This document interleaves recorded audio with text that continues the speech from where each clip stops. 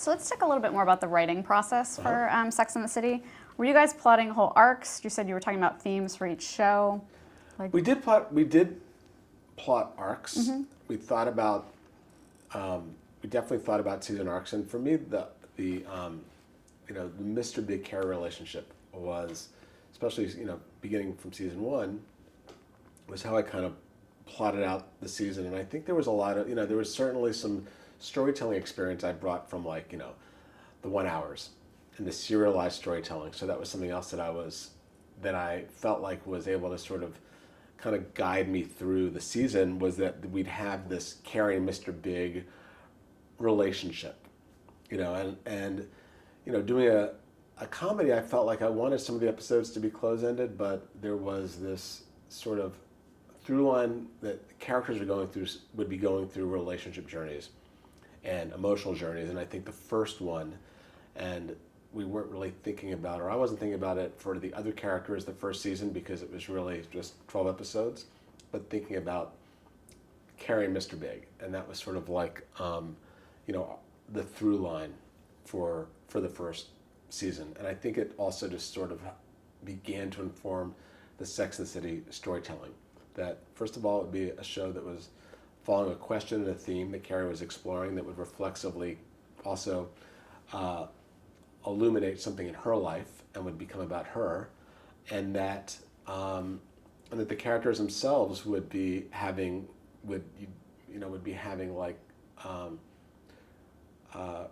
relationships and stories that you would become invested in. Now, did you always want Carrie to end up with Mr. Big? I have to say, I wasn't ever thinking of an ending for Sex and the City, and I think for me the show is really about the fact that women don't need to be defined by men or by marriage. I mean, I think that is like the something that's a little bit that's the modern takeaway from Sex and the City, or like something that is it's how it breaks the romantic comedy mold of Hollywood, is that ultimately the strongest relationships these women have are with themselves. Not that they can't have men or be with men or have relationships with men, but they're not going to be defined by men or by marriage. Who was the audience for the show? I wasn't really thinking about who the audience for the show was. I definitely thought it was a show for everybody because I wanted it to be funny, and I thought, okay, I was thinking about it in the sense that I thought women will watch it because it's about them, but men will watch it to learn something about women, and also because it's funny, and the women are going to be great looking, and it's going to be sexy, and it's just going to be relatable and funny, and I think outrageous enough. And I think guys need that, the kind of outrageous part to sort of like draw them in. I think the show was, is like it crosses lines, and I think that's another thing that men like to watch. Or okay, it's not like just a soft show about women. It's actually the most explicit show about sex and relationships you could see anywhere at the time. Movies weren't doing it. I mean, I really grew up on wanting to see I learned about life and sex and relationships by going to the movies when I was a kid and watching R-rated movies, and that was my my big thrill as a kid was, how can I get into an R-rated movie, and see sex and hear language and see how adults behave. And I felt like that was really missing from anywhere. It was missing from the movies, and it was missing from, certainly it was never on television, but I felt like it was missing from the movies. And I thought, romantic comedies were they weren't dealing with the material that we dealt with in Sex and the City. They would never be that sort of explicit. I felt like they were very, they'd become kind of still kind of corporatized, and so in terms of who the audience was, I thought it was like everybody in a way, that because people hadn't had the opportunity to see a show to see this kind of material for a long time, And the other thing about Sex and the City for me was that I felt like sex had become so scary for so long after the whole AIDS epidemic that like sex became like a scary topic. That it was like it was fraught, and so going into Sex and the City, I thought, okay, let's do a show where we're not going to worry about the consequences, the bad consequences of sex. And we don't deal with AIDS on Sex and the City. I mean, you know, it's not like the characters are ignorant, but it's just sort of like we sort of imagine they are taking precautions, but it's like we don't have to like make the show about the perils of sex. In fact, let sex be fun again, and we can laugh about sex, and everybody's having it. So let's laugh about it and be frank about it. And so that was something else that I felt like was just sort of the tenor of the show, was that there was going to be a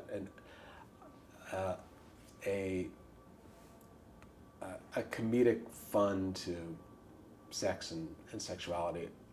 And luckily our timing was good. And I think that's the other thing in terms of doing any show that's a hit is like timing. And you know, you don't know if your timing's ever going to be right. But I think that coming on the heels of like Monica Lewinsky, when suddenly every household in America was talking about blowjobs, suddenly talking about blowjobs on television didn't seem so kind of like shocking, because the president was like, you know, talking about blowjobs, and everybody was talking about blowjobs. So it was kind of like part of the cultural conversation at the time that Sex and the City was coming on the air. Did you ever get any pushback from HBO on any storylines or content? The only pushback we ever got from HBO was I wrote an episode where Charlotte was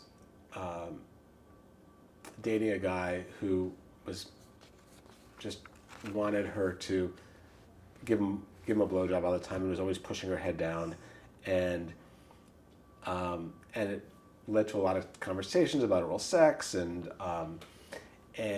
among the girls. But the big sort of comic blow, no pun intended, to the scene was, from the beginning, the guy was always seen with his golden retriever, and when Charlotte finally basically gave this big speech about how, you know, he, you know, just basically how he, you know, objectified her, and she just wasn't, you know, that there was no intimacy or whatever, and that he was always pushing her head down, and she just wasn't around to, you know, to basically, you know, go down on him, and she walks out, and when she comes back in, his golden retriever is going down on him. And for some reason, Chris Albrecht thought that was crossing a line. We shot it, and it was actually hilarious, because we were able to put a tennis ball right on the guy's crotch, and the golden retriever was going for the tennis ball, and it was going back and forth, and it looked like the dog was giving a blowjob. So somehow he thought it was bestiality, and I don't think he got the joke. It was funny. Do you have any favorite episodes or storylines from the show? Oh, you know, one of the things that made me laugh the hardest being on the set was when Samantha was about to have sex with the old guy and saw his ass, and we actually cast an ass double for that shoot. And I just remember being on the set and just like ruining a couple takes laughing. I loved all the episodes where Carrie got like a little messy and was like, you know, cheating with, you know, with Big, and you know, I just thought I loved all the gray areas, and I thought that was one discussion. I remember having a discussion in the writers' room that, you know, that Carrie was going to cheat with Big on his wife, and like the idea that this character is going to go off into like a direction where she's the heroine of the show that's making sort of like, you know, mistakes, and isn't, and I thought that was it was a real maturation of the character, and something you didn't really see on television, or hadn't up to that point, where, you know, heroines of shows always made the right choices, and in this case we were going to have her make the wrong choices and make mistakes, and I think it really just humanized her even more. Let's talk a little bit about the men on Sex and the City. Chris Noth as Mr. Big. I don't think Chris Noth knew what he was getting into when he said yes to Sex and the City. And, you know, I think Chris Noth is one of these instances, and I don't want to say Chris Noth is Mr. Big, but Chris Noth definitely, like, he brought a lot of himself to that character. And, you know, he is, you know, I thought that he was, first of all, the character itself is like the, you know, oh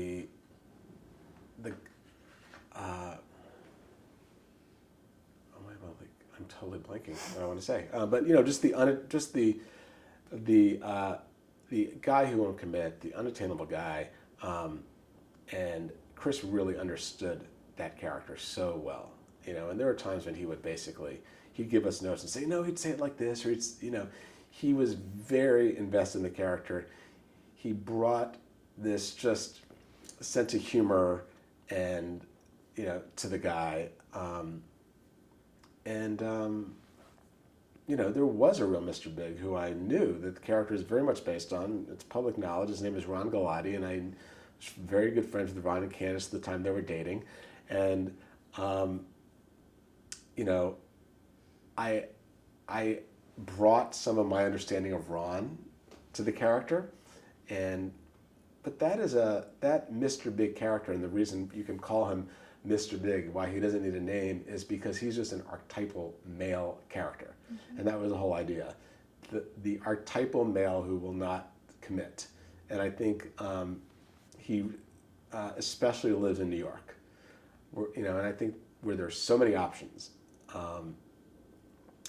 And I think Chris really, he just got a great handle on that character, and he understood how to make him sort of romantic.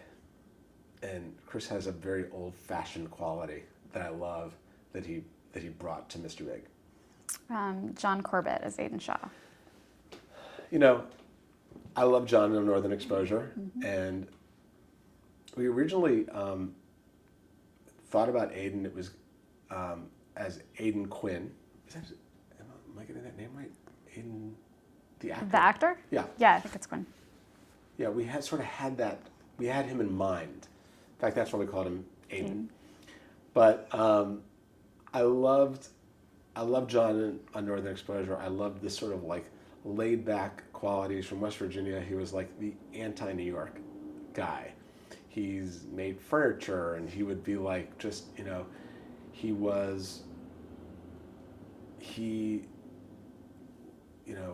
wasn't complicated, and he was real, and he was just such a great foil to a character like Mr. Big.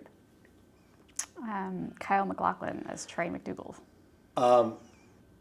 You know, when Kyle started doing the show, I was a big Kyle MacLachlan fan of his movies, and I was like a little starstruck that Kyle MacLachlan was doing Sex and the City.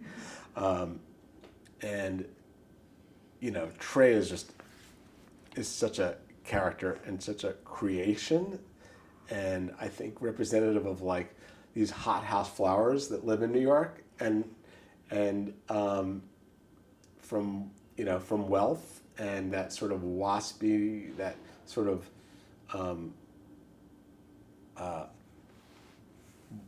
waspy kind of crazy, comedically crazy guy.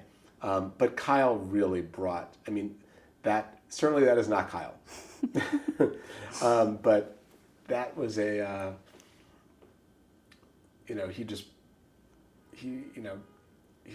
a terrific actor, and I think in a way underrated in a sense that I think people know how good he is. He just really brought he understood the humor of that role, and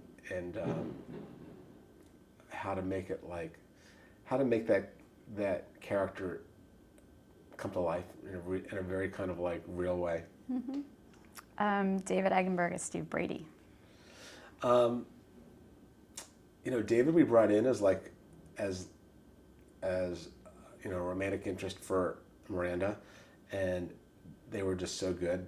We had to just keep He was so good. Just had to keep bringing him back and bringing him back, and growing the role.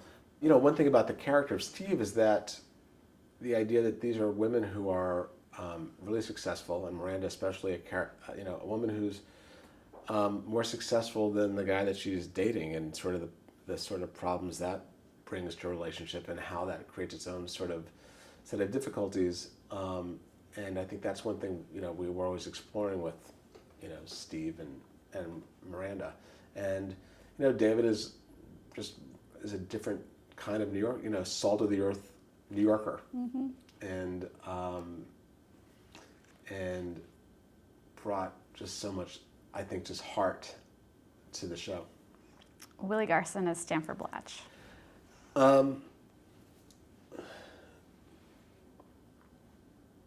Yeah, I mean, Willie's hilarious.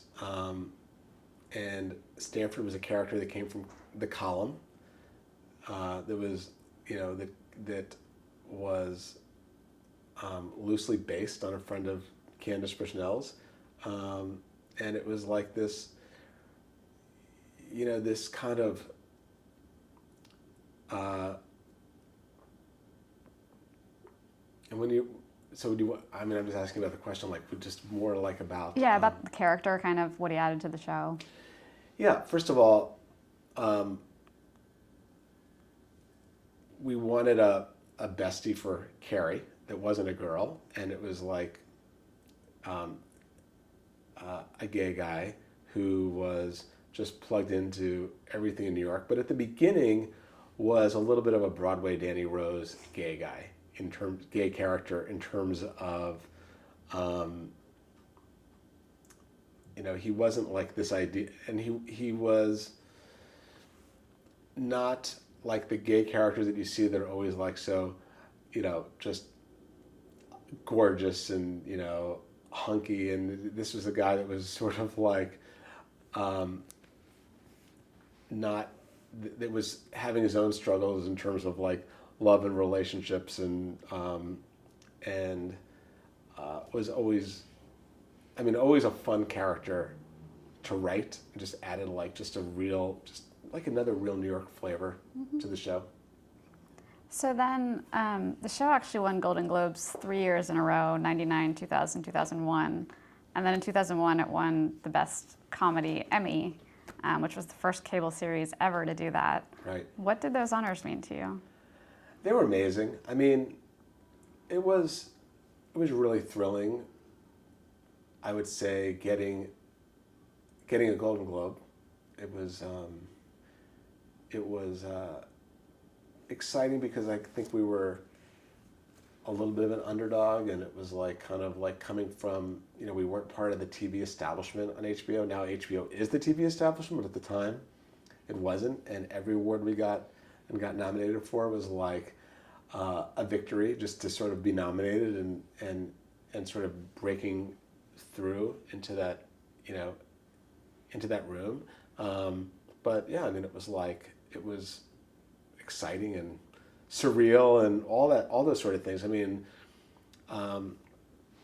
The Emmy, our Emmy came like right after 9/11, which was a sad Emmy, I have to say, but it was but also I think people's hearts were going out to New York, so it was like great to sort of like be the sort of like up there, sort of like holding the torch for New York City in a sense, having sort of won the Emmy. It didn't feel at the time like it was really exciting. It was amazing. It was amazing to win. Felt a little overshadowed by everything that was going on, and so it really put everything into perspective. But no, it's amazing to get your work recognized like that, and it's just feel very lucky to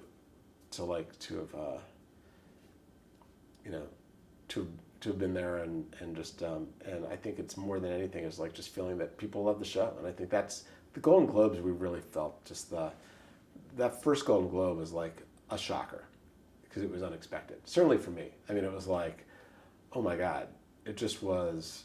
We were just hard. It's hard to imagine now, but felt like a little underdog. So you actually left the day-to-day of the series in 2000, is that right? After the third season. Yeah. So did you still stay involved with it after that? I mean, I was more involved, just sort of consulting, reading scripts, but I wasn't day to day involved, breaking story and everything. And I left to sort of do some to sort of go off and create some new shows. I mean, I had like a real creative itch to keep doing things, and at the same time, I don't think I would have done it if I didn't have such an amazingly strong group of people that were writing the show, like Michael and Cindy and Jenny, and I felt like the show could sort of continue without me being there every day. I certainly did, in a really wonderful way, and I think sometimes. The wonderful thing about television is it's like a group endeavor, and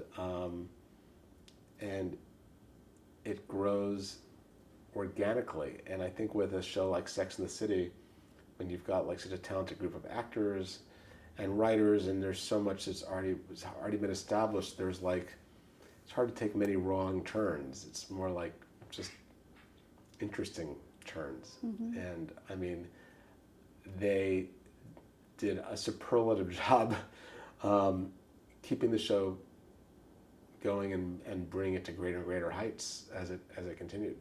What did you think of the finale? I loved it. I mean, I loved it, and it just like I think the incredible thing about television is you start as a show creator, you start as one person in a room writing something, and then it just grows and grows, and so many more people just bring their love to it. And I think Sex and the City is like, I feel so fortunate that so many talented people brought their love to the show, their experiences to the show, and the show is the sum part of all of that and all those contributions and all that love. And I think the audience feels it when a show is like so passionately loved by the people that are working on it every day. So what do you think is the legacy ultimately of Sex and the City? I think the legacy of, it's hard to know what the legacy of any show is, other than it lives on in sort of hearts of the viewers that watched it and loved it, and that it entertained them, that it enlightened them. I think Sex and the City was significant to women because I feel like it showed them a path where they could be really independent and own their lives and own their sexuality, and I think it emotionally, in some ways, gave them that something to that they could, that it validated their lives in a way, and I think that's what the show did for, I feel like, certainly hearing from the audience and hearing from women and friends. I think the show really, it validated their lives, which I think society was looking at single women as like, wait, you're single. It's not enough. You're not enough. You're single. And you need a man. And I think that the show basically said, you don't. And it basically said, no, you don't need you don't need a man, and your lives, maybe you do, and maybe you don't need one.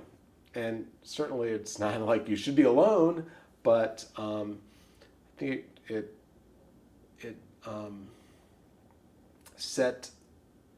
validated like women's independence in a sense, in a way. So then in 2000 you created Grosse Pointe. Right. Tell us a little bit about that. I had this idea to do a show that was that kind of poked fun satirically at my years doing 90210 and Melrose Place, and I kind of, especially 90210, and I thought that there was that the behavior of everything I saw that went on, behind the scenes was sort of a show in itself, or inspiration for a show. Because, Grosse Pointe certainly wasn't a documentary of 90210, but it was inspired by the idea of what happens when a bunch of kids on a hit TV show become overnight successes and famous. And in a way, I feel like, and I wanted to do a behind the scenes comedy about television also, and I think it sent up everybody, including a showrunner character, that I could draw on myself for. So, I mean, it's like nobody was, in a way, nobody was safe. And, I think that there's a lot of shows that came after Grosse Pointe that, like Entourage and so many shows that dealt with that experience. I think Grosse Pointe, I think sadly didn't get enough of a chance. I think it's a show that had an amazing cast and a fantastic premise.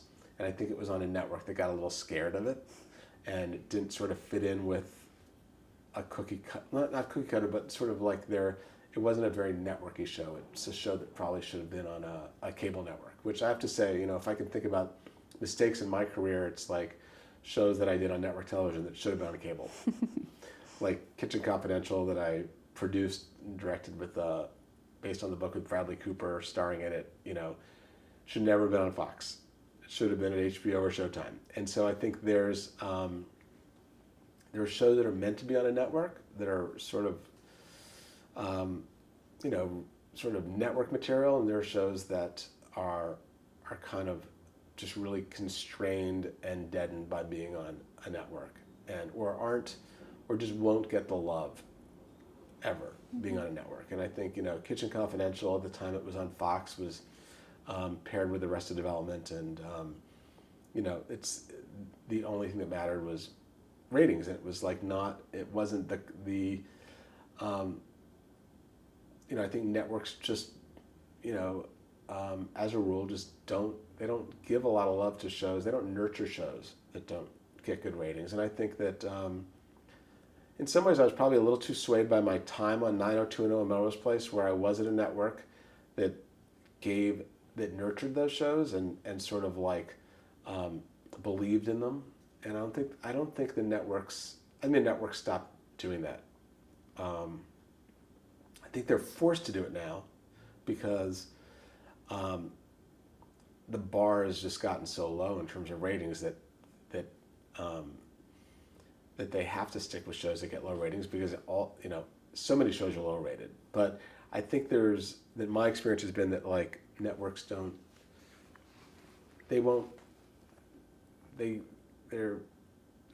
trust their gut in terms of saying, we love this show, we're going to stick with that, we're going to stick with this show. There's so many business decisions that go into why shows are kept on the air and which shows succeed.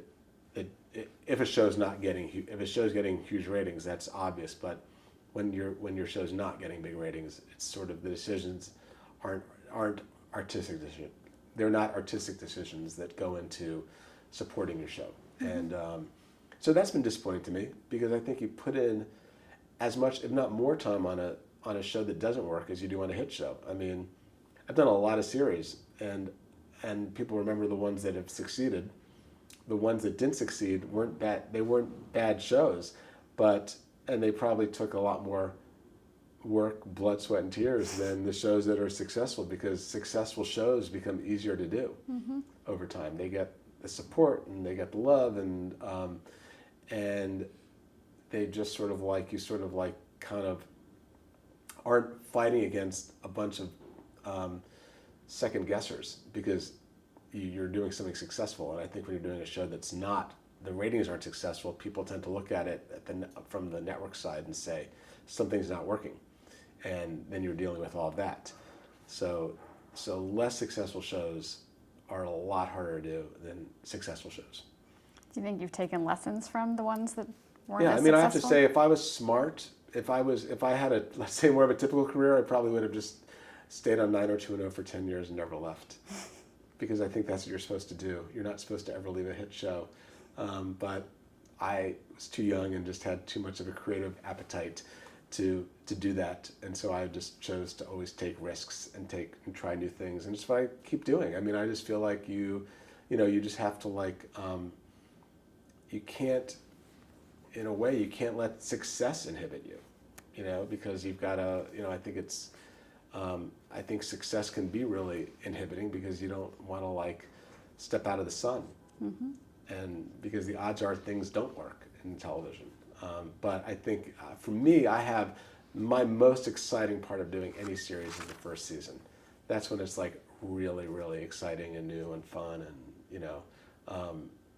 and it's that risk taking kind of like excites me. Mm-hmm. So tell us a little bit about, you were executive producer on Kashmir Mafia, 2008. I had a deal at Sony for a while where I spent a number of years producing, just sort of being a pure producer, and I did a number of shows like Kashmir Mafia and Runaway and a lot of development. And for myself, I learned that that's sort of, it was an interesting few years where I spent working with a lot of writers developing material, but I learned that that's sort of not who I was. I'm not really a pure. I can produce when it's something that I had the best time producing things that come from me or that I write. It felt more like a job to me, just sort of having a slate of production and developing a lot of shows and running a company. And I spent time doing it, and I learned that, and I think it's sort of like what Aaron Spelling was doing when I met him. And at some point I thought, well, maybe I've grown out of just writing and running shows, but then I realized it's what I enjoy doing most, even though it's the most work and the most time, and but I had the experience of doing that at Sony for a few years, and it was a really interesting experience being on that side of it, and just sort of like learning being more on like the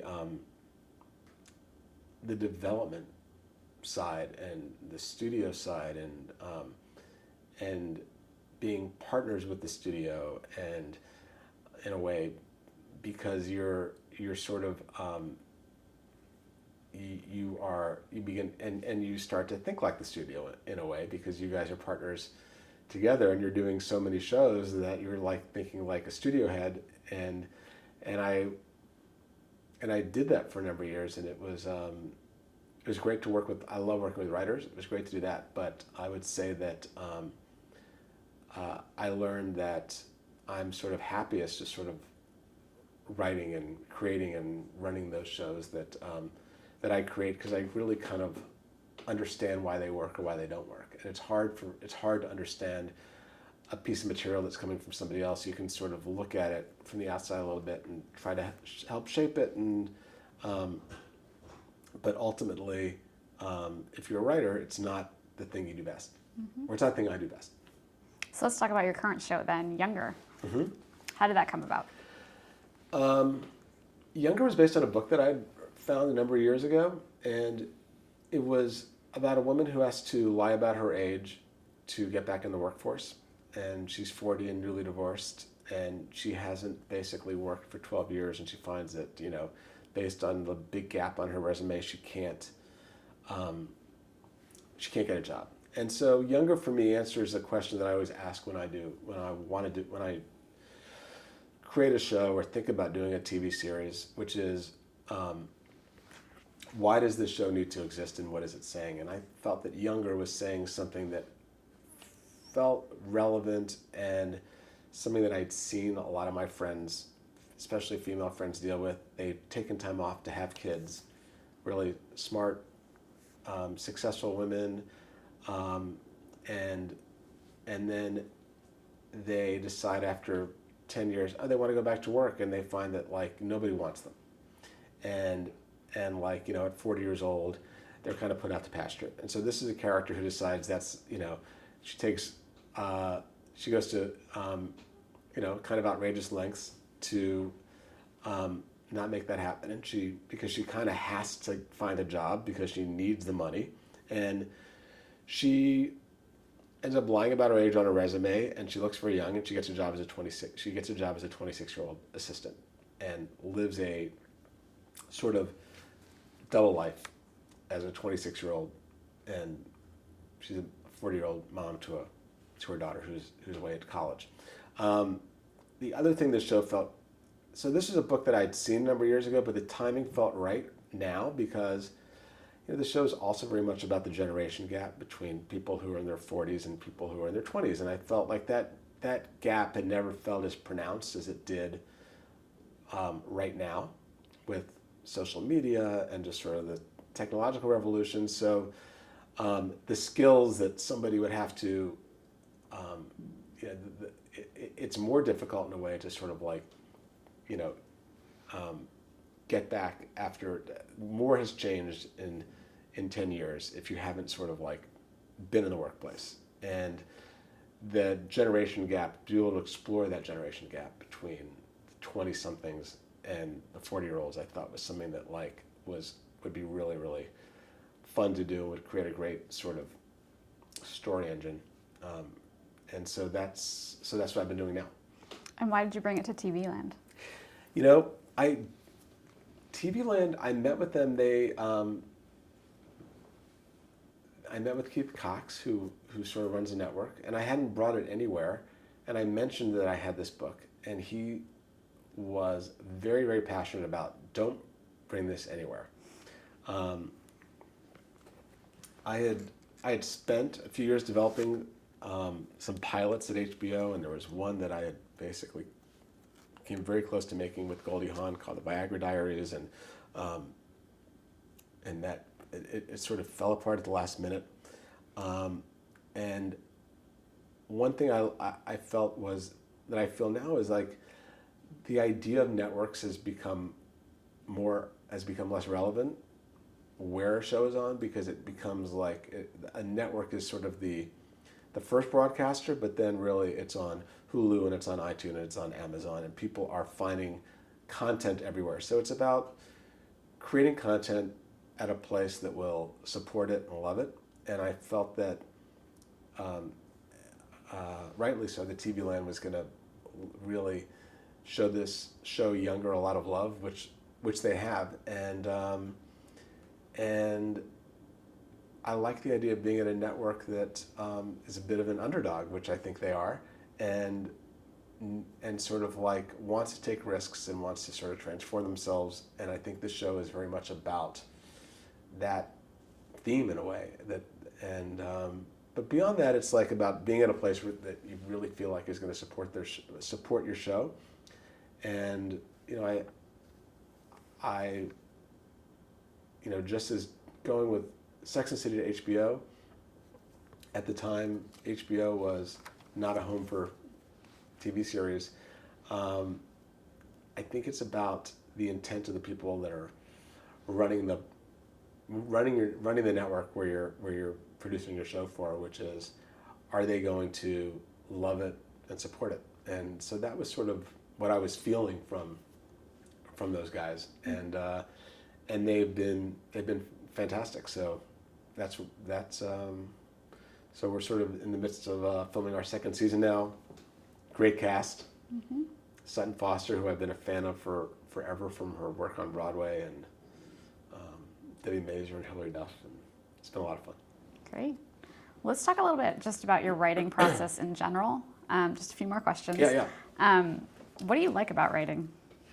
One sip. Yeah, please.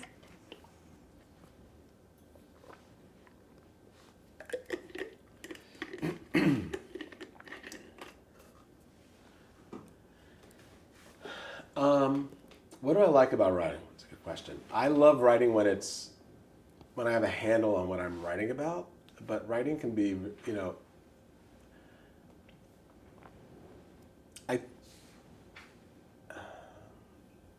it's a good, I'm thinking about it for a second. Take your time. That's a big question. It is a big question.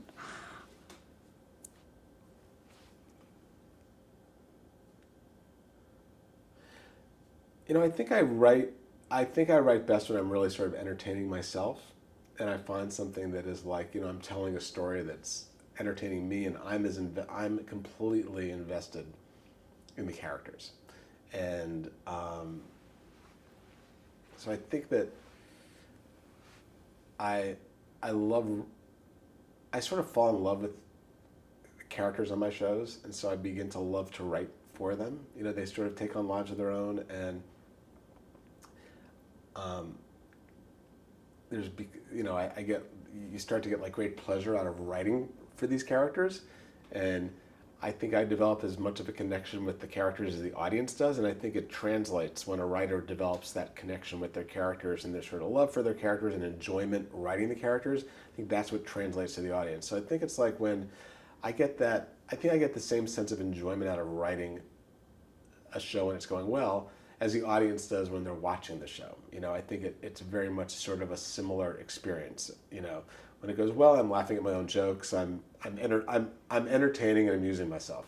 When it doesn't go well, it's kind of torture. And I would say that it doesn't go well much more often than it does go well. And I think that's why I took a bit of a hiatus from writing shows, is because I think there's that side of it that's like that it's not easy, and you're sitting in a room and you're doing it yourself, and I think for me, I realized it's just something that I can't not do, so I'm more frustrated not doing it than I am doing it. So I've chosen I'm just going to keep doing it, and then when you get over that hump where you're entertaining yourself, it's really, really fun, and it's just like sometimes there's, it's just work. It's just work to get there. Mm-hmm.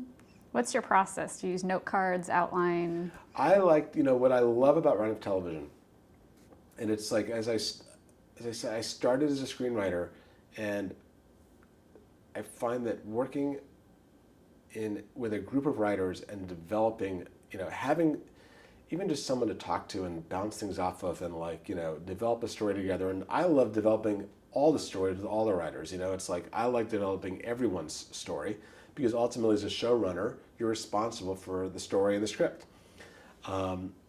So the process that I love writing that I like writing television, there's a discipline to it where you start with the beat sheet and you develop the beats and you write the outline and you flesh out the story, and you're forced to, or I force myself to really flesh out an outline, and before I start writing the script. And that's where the real work is, and then the fun becomes writing it. After that point, I think it's like the sort of frustrating part can be developing that story, and detailing the story. But I think once so for me, I go from sort of the kind of one-line beats of a story to more detailed descriptions of what each scene is about, and then going from there to a script. You've been involved with adapting several books for television. Is there something in particular you like about that process? I think I've been really, first of all, I love to read, so I'm a big reader to begin with, but I find books, or certain books, or material, or like Sex and the City, the character of Carrie, but not just the character of Carrie. For me, it was the character of Carrie, and Candace Bushnell herself was a real muse in terms of the character. It was a great jumping off point. I mean, it's kind of like there's a little bit of an anchor, and I think you doing a TV series, you're going to leave that anchor. You're going to you have to develop the world and flesh out the world. But I think that it has given me, in many cases, just like a great anchor, or a great character, and it's like kind of taking a world from a book, and then and then using it as a jumping off point to tell a bigger story. Mm-hmm. But in many cases, and certainly in the case of Younger, which is a book, it starts from that great idea. I mean, I thought I looked at Younger, which was a book that can't even recall how it came to me, but I read it, and it wasn't a big best-selling book, but I thought, what a great idea, and what a great premise. And the book itself was written a while ago. It didn't exist in the world of social media, and when that was sort of like an issue, but in fact, it became like, but the nutshell of the story and the themes became even more resonant and interesting now. Mm-hmm. Have you had any mentors throughout your career? I mean, I definitely consider Aaron Spelling a mentor. I learned so much from Aaron, just being around him, and I would say that that's probably my greatest mentor is Aaron. Just being able to sort of like have somebody with that much experience, and also, he's got a real genius, had a real genius, and the years we worked together, I mean, we had a really wonderful relationship, and I think the biggest part of any mentor is that they believe in you, and I feel like that's what I felt from Aaron Spelling, is that his belief in me was really strong, and he gave me the opportunity to do a lot, at a young age on a big canvas, and so certainly he was probably my biggest mentor, I would say. What's the most important advice anyone ever gave to you about working in television?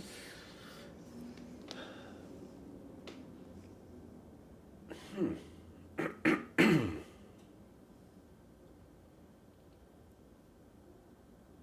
don't know. Okay. I don't know. I wonder if I have advice. What would you offer for someone, an aspiring writer, say?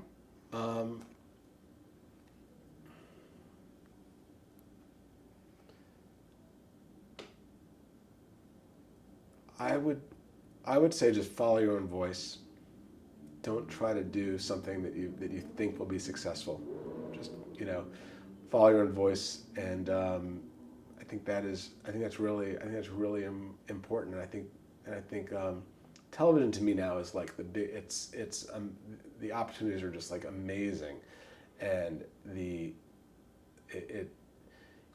when I started in television,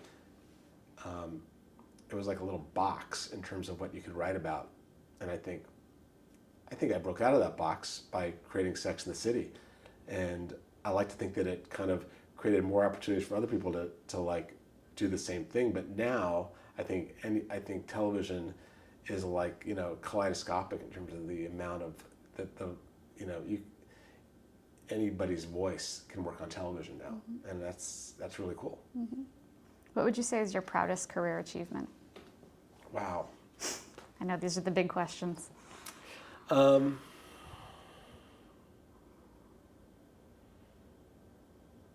mean, I'm proud of all the shows I've done. I really am, and I think that when things are successful, that you think, oh, I'm proudest of the biggest successes. But I think when you're doing something, you've got to feel, you've got to be proud of it. And I certainly think that I'm probably proudest of Sex and the City, because I feel like it touched people, and it basically showed what television could be in a way that it hadn't been before, and I think it was really groundbreaking. So I'm really proud of that. But I think you're always, I hate to say proud of stuff, because it's like saying which child do you love best, and I think you gotta love them all, mm-hmm. and I do. I think when you're working on a show, you gotta love it, and I think if you don't, it's like you gotta give it as much love as you can. So I really have tried to like love all the shows that I've worked on, and I think certainly my most exciting show was Beverly Hills 90210, because there's nothing like having that first success. I mean, it was amazing and unexpected, and it's like I kind of feel like nothing will beat the excitement of like, writing your first show that becomes a hit and seeing people respond to it, and it was amazing. Mm-hmm. Any career regrets?